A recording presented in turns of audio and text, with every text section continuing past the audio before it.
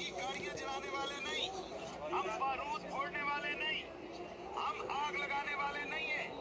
گو کہ ان ظالموں نے جو فیصلے کروائے اس نے کروڑوں مسلمانوں کے دلوں میں آگ لگا دی ہے۔ اور ہم آج یہ خوشخبری سنانا چاہتے ہیں کہ ہمیشہ اللہ اور اس کے رسول کی ناموس سے جس حکومت نے ٹکر لی ہے اللہ نے اسے ذلیل کیا ہے۔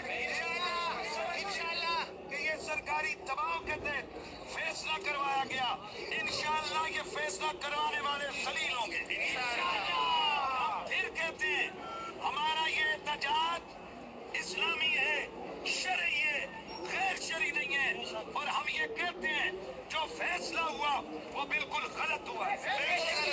اور ہم چونکہ قانون کے ساتھ تعاون کرنے والے لوگ ہیں۔